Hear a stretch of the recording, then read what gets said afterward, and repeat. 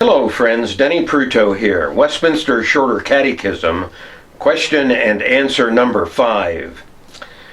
The question is simple. Are there more gods than one? Answer: there is but one only, the living and true God. The Westminster Divines give us two proof texts for this answer. The first is Deuteronomy chapter 6 and verse 4. The Lord is our God. The Lord is one. And Jeremiah 10:10. The Lord is the true God. He is the living God. The great contest in the world with the true and living God of the Bible is Islam. The national flag of Saudi Arabia is a green flag with Arabic characters on it, spelling out the confession of faith for Muslims.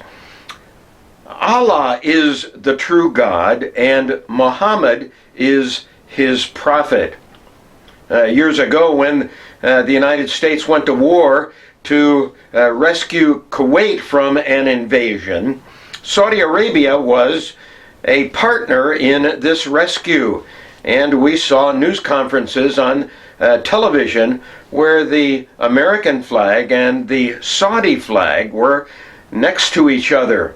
And that confession, Allah is the true God and Muhammad is his prophet, was broadcast on American television as the generals gave their reports on the progress of rescuing Kuwait. In this day, the Al-Qaeda flag is a black flag having the same confession of faith written in Arabic. And you'll see this flag on television in various news reports.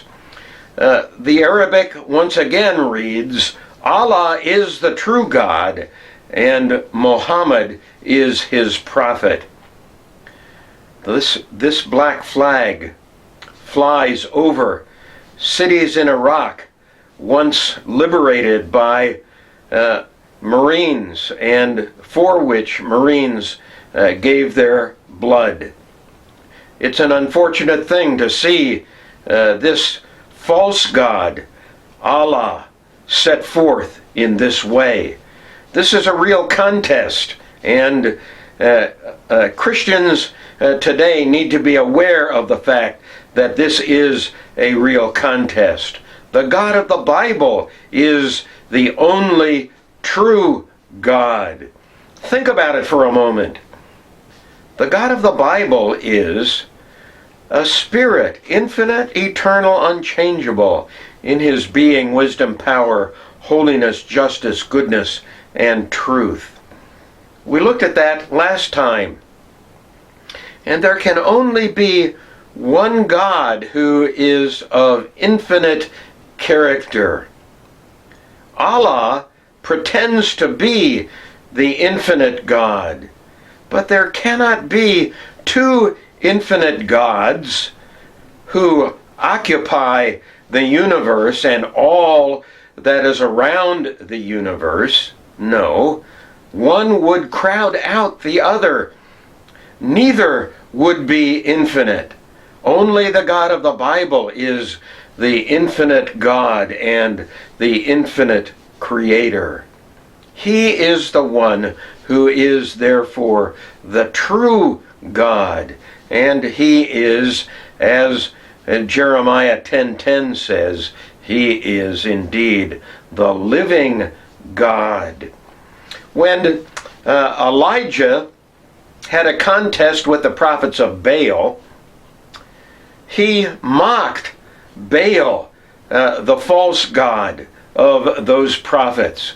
And Elijah built an altar, and he sacrificed animals and put them on that altar. He put wood on the altar, and he poured water over the sacrifice and over the wood, and he prayed.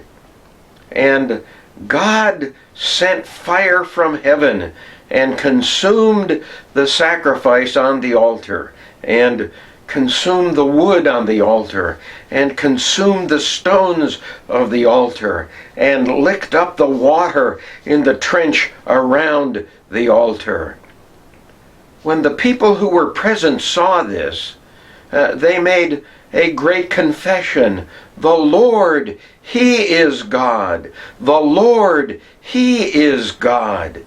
And of course, this is the confession that we make today. The Lord, He is God. And there is only one God. He is indeed the Lord. The word Lord comes from God's revelation of Himself in Exodus, where Moses asked the question, "Who is it that I shall say is sending me to you, children of Israel?" And God said, "You shall tell them, this is my name, I am that I am." Yes, this is the great name of God, I am that I am. And this name is translated, or we might say transliterated, to the name Yahweh. It is sometimes given as Jehovah, and it is written in the King James Bible as Jehovah. Yahweh, the God who is.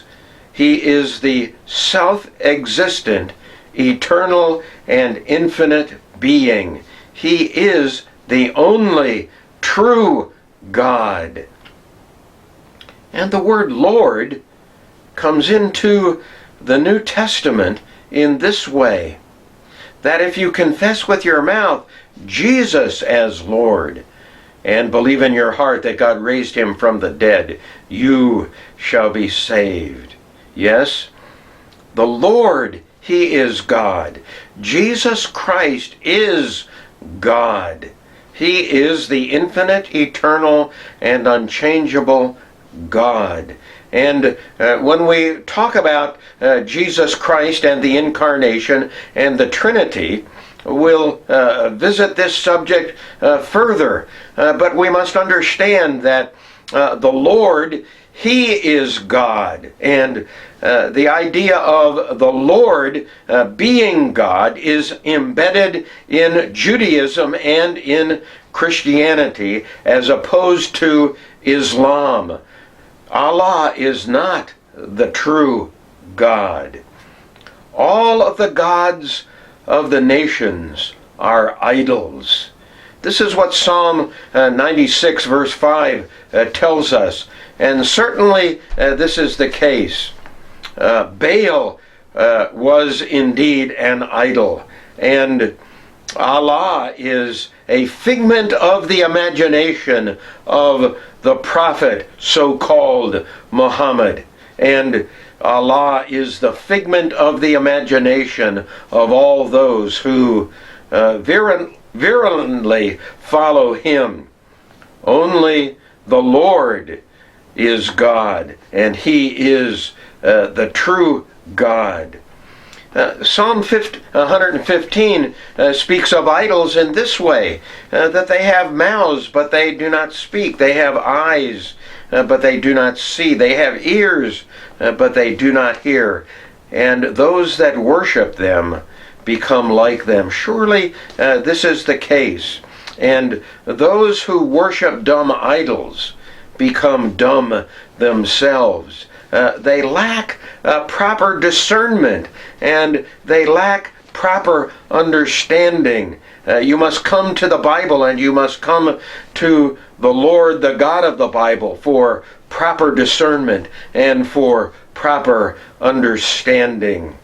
In America, there's a TV program called American Idol, and from the perspective of Psalm 96 and verse 5, individuals who are not dumb as those carved out of wood or stone are idolized, and they are set up on pedestals and looked to as gods of a sort. It's also true that not only entertainers, but athletes and government officials are idolized and set up on pedestals and worshipped as gods. Certainly, this ought not to be the case. And when this is the case, as Romans 1 verse 25 tells us, we worship the creature rather than the Creator. This is an unfortunate thing that takes place in our culture and in our society. We should worship the only true God, who is the Lord. God is a spirit, infinite, eternal, unchangeable in his being, wisdom, power, holiness, justice, goodness, and truth.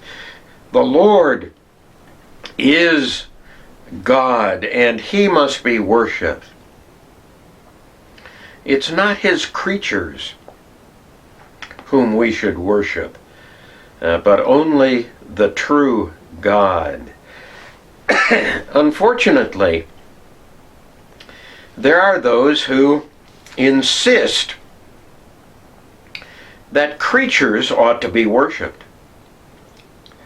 On one hand, in Pittsburgh here, there is a noted conservative talk show host who insists that the answer to the human dilemma is freedom. And the concept of freedom is set forth as that which should be honored and, in a sense, worshipped. And when this is the case, we worship the creature rather than the Creator. On the other hand, there are those who say that government is the only institution which is capable of solving human problems. Only government is powerful enough to do so. This reminds me of the book of Revelation, and particularly the book of Revelation and chapter 13, where John sees a vision of the dragon standing on the seashore. And then he sees a beast rising out of the sea. And the beast is in the image of the dragon. And the beast has 7 heads. And one of the heads is a picture of being, portrays the picture of being slain and of being healed. The idea of the Messiah. And of course, this would be the false Messiah. Only government has the power to solve the human condition.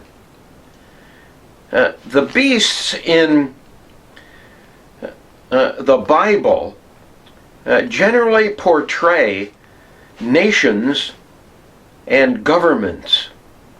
And in the book of Revelation, the beast is worshipped.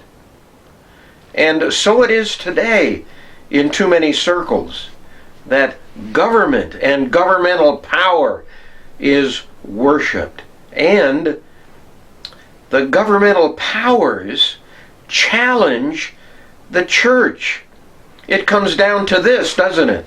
In the first century, we saw it put this way, that either Jesus Christ is Lord or Caesar is Lord. And those who made the confession in opposition to the Roman government that Jesus Christ is Lord were thrown to the lions. During the Second World War, in the rise of the Third Reich and Hitler's Germany, Hitler was put on a pedestal, and hands were raised to Hitler. Heil Hitler! Hail to Hitler! In other words, individuals had to swear allegiance to the Führer, to Hitler. Dietrich Bonhoeffer, who was a Lutheran pastor during World War II, stood against Nazi Germany. And he was one of the leaders in a dissident underground church. And he counseled his fellow pastors not to swear allegiance to Hitler, because this was a compromise of the Christian confession that Jesus Christ is Lord. There is only one God. There is not the God of government, and there is not the God of human freedom, of individual freedom and liberty. No, the God of the Bible is the answer to the human condition. And his salvation given to us in Jesus Christ is the only answer to the human condition. And so you and I must come to the God of the Bible and make the confession that the Lord, he is God, and that the Lord is one. Furthermore, you and I must make the confession that Jesus Christ is Lord, that he is indeed God. He is God incarnate. And as I say, when we come to our discussion of the incarnation and of the Trinity, we'll probe these matters further. But for now, what is the question? Are there more gods than one? No. There is only one God, and there is only one true God.